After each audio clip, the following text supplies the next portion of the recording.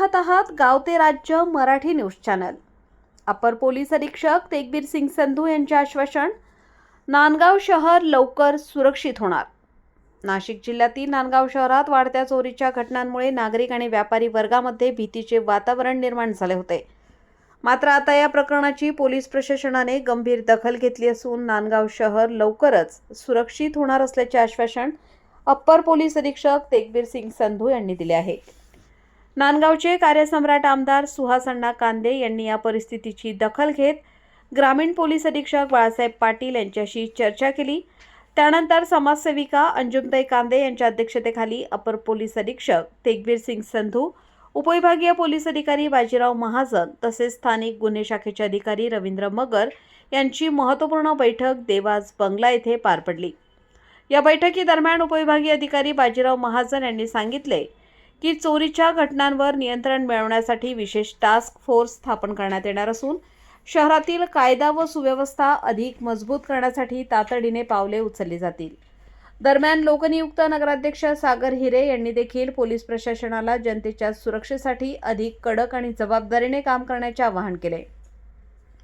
तसेच बाल गुन्हेगारी आणि पोस्को संदर्भातील वाढत्या घटनांबाबत नगरसेविका ॲडव्होकेट विद्याताई कसबे यांनी पोलीस यंत्रणेवर प्रश्नचिन्ह उपस्थित केले। या बैठकीस युवासेना जिल्हा प्रमुख फरहानदादा खान, लोकनियुक्त नगराध्यक्ष सागर हिरे तसेच शहरातील अनेक व्यापारी आणि तक्रारदार मोठ्या संख्येने उपस्थित होते। शहरातील चोरी झालेल्या ठिकाणी अप्पर पोलीस अधीक्षक तेगबीर सिंग संधू यांनी भेट दिली व व्यापारी बांधवांशी हितगुज साधले। संपादक विजय धामणे, नांदगाव, जिल्हा नाशिक।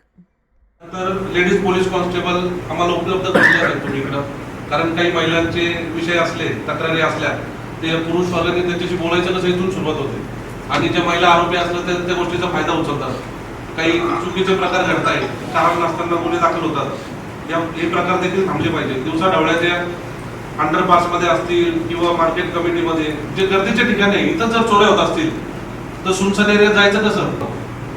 ही शिस्त कधी आपल्या नांदगावला लागेल हीच आम्ही अपेक्षा करतो आपल्याकडनं। पण आपण आज ठोस काहीतरी याचा बंदोबस्त करावा अशी आपल्याकडनं अपेक्षा आहे। चोऱ्या होतात तर पोलिसांना उलटसुलट प्रश्नांना उत्तर द्यावे लागतील किंवा आपल्याला पोलीस स्टेशनची पायरीच चढायला नको, ही एक मनात भीती बाळगून सामान्य नागरिक जो पोलीस स्टेशन पर्यंत येऊ शकत नाहीये त्याविषयीची एक भीती तुम्हा सर्वांच्या मदतीने नागरिकांच्या मनात घालवता यावी, कमीत कमी ही अपेक्षा मी आजच्या या मीटिंगमध्ये करते। आणि अण्णासाहेब या मीटिंगला उपस्थित राहू शकले नाही त्याबद्दल खरंच दिलगिरी व्यक्त करते। आल्याबद्दल सर्वांचे आणि या मीटिंगसाठी आलेले सर्व नागरिकांना माझ्याकडून नमस्कार आणि जय। माझी पहिली भाषा पंजाबी आहे, कुठे माझी मराठी चुकले तर मला माफी द्यावी। पण एकंदरीत इथे जे मला पिक्चर दिसत आहे ते खूप चुकीचं आहे आणि याच्यासाठी मी काही तुम्हाला एक्सक्यूजेस देणार नाही।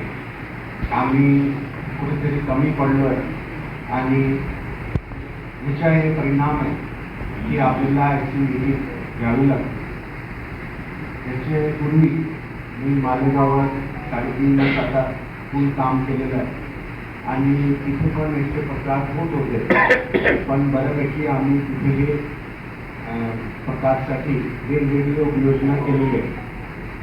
आता मालेगावामध्ये ई-बीच पेट्रोलिंग सिस्टम आपण चालू केलं आहे।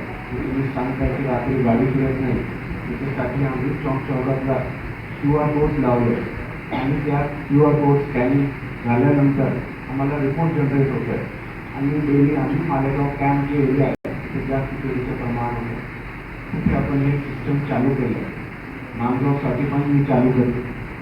आदरणीय SP साहेब सोबत बोलणार आहे। आज जे आपण मीटिंगमध्ये विषय काढले त्याच्यामध्ये मला असं दिसतं आहे की बरेचसे प्रकरण असे आहेत ज्याच्यामध्ये आपण या 10-15% एफर्ट टाकला तर ते नक्कीच होऊ शकते।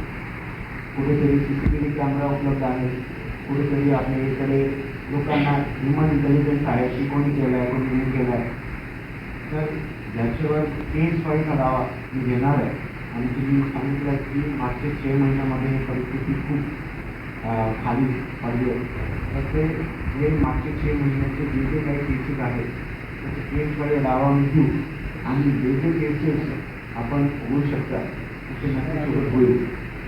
याच्या पुढे सांगणार आहे की माझे जे काही इथे पोलीस पर्सनल आलेले आहेत ते मॅन पॉवरचं सांगतात. मॅन पॉवर आपल्या ग्रामीण भागामध्ये कुठेही जास्त नाही. आपण फुल 100% कॅपॅसिटीने काम करतो आणि प्रत्येक पोलीस स्टेशनची तर तुम्ही 100% एफर्ट दिला की नाही याची खात्री तुम्ही घ्या.